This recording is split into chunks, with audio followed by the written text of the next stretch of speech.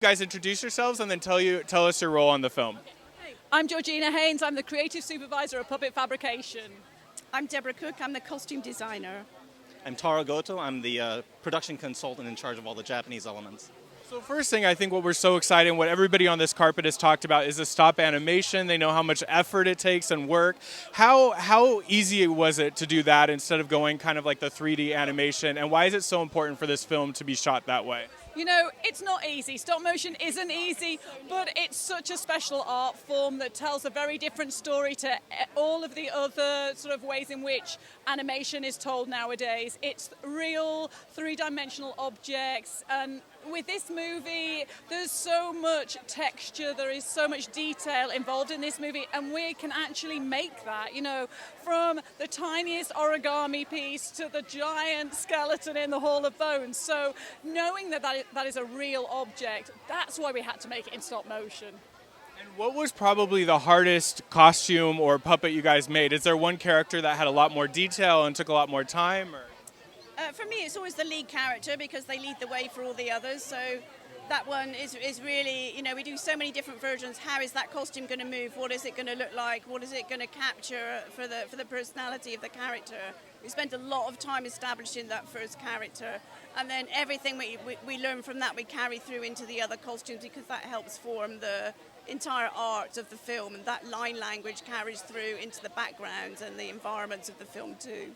Now, the Japanese culture is really prevalent in this film, and it's very important because it's such a rich culture to make sure that it was on spot. How much say did you have, and how happy are you with the final product that stayed true to the culture?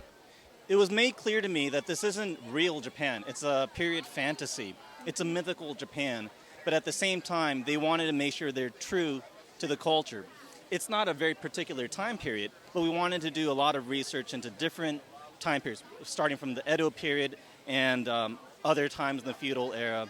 And I was just happy that they cared enough that between me and all the departments, they did all the different research, including little tiny details that the general audience may not even notice, like the stitching in the costume, for instance.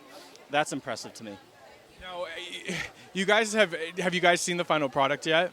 Okay, so how surreal is it? Because you guys have like this really important role, and then you kind of see the whole thing come together. Talk to me about like that first moment when you're watching it. You know, on this movie, I tried to stay away from watching the whole movie in pieces all the way through because it's very easy to do, and it kind of does spoil it. This one, the story, it captured me. I was laughing, I was crying, I was watching it as a film rather than looking at, oh, is that hair out of place, or is that, you know, I watched it as a beautiful, beautiful film. So it was very special. I think the company's grown so big and each department has grown a lot as well. So we work collaboratively, very intensely throughout the film. So seeing the film for the first time, you see what other departments are doing as well and how that brings it to life. And it's just got a whole different resonance. It's absolutely beautiful. And lastly, what about Kubo do you think is going to really attract the audience and make them fall in love with Kubo?